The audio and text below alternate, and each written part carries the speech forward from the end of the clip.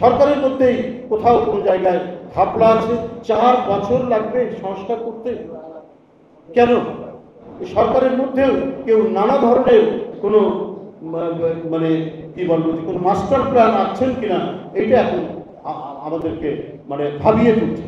আজকেই দেখলাম আমরা সবাই, বিএনপি সহ সব গণতান্ত্রিক দল যে সরকারটিকে সমর্থন করেছে, সেই সরকার দেশ চালাচ্ছে, ঠিক আছে, আলাপ আলোচনা তর্ক বিতর্কের মধ্যে দিয়ে থাকবে, কিন্তু সমর্থন এটা করছে।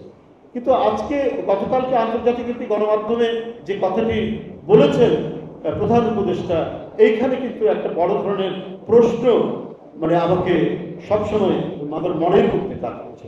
4 বছর লাগবে সংস্কার করতে। কেন? সংস্কার তো যুগে যুগে বিপ্লব আন্দোলনের নেতৃত্ব দিয়েছে মানে পলিটিক্যাল পার্টি তৈরি করেছে, কনস্টিটিউশন, পার্লামেন্ট।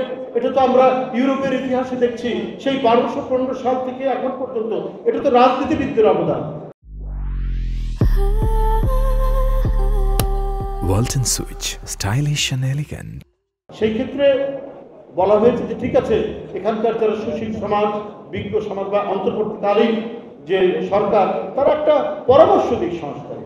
কিন্তু এই সংস্কার বাস্তবায়ন করতে কি বলে যে 4 বছর লাগবে, যে মানে অবাধ সুষ্ঠু নির্বাচনের জন্য আমাদের লড়াই, যে কথা বলার স্বাধীনতার জন্য আমাদের লড়াই, যে বাচ্চারা আজকে যাদের 20, 22, 25 বছর বয়স, যারা ভোট দিতেই পারেনি, ভোট দেওয়াই জানে না, তারা আর কতদিন বঞ্চিত হবে?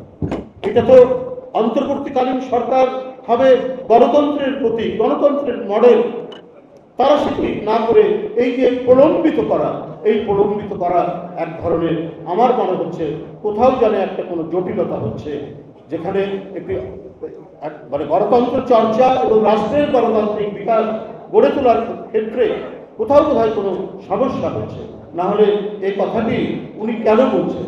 কেন তিনি এত মানে লম্বা সময়ের কথা বলছেন? এত লম্বা সময়ের কথা নয়। সরকারের মধ্যেই কোথাও কোনো জায়গায় ঘাপলা আছে। সরকারের মধ্যেও কেউ নানা ধরনের কোনো মানে কি বলবো, কোনো মাস্টার প্ল্যান আছেন কিনা, এইটা এখন আমাদেরকে মানে ভাবিয়ে তুলছে। আমরা এই কথা গতকাল বলিনি, গত পরশু দিনই বলি।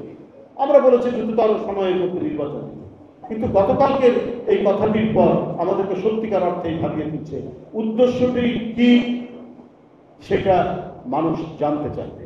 যদি একটা কাজের পিছনে আন্তরিকতার যদি তাগিদ থাকে, সত্য তাগিদ থাকে, এবং আমাদের কাজ যদি ন্যায়ধর্মী হয়, সত্যধর্মী হয়, আমাদের কাজের মধ্যে যদি ন্যায্যতা থাকে, সেই কাজ কোনোদিন ব্যর্থ হবে না।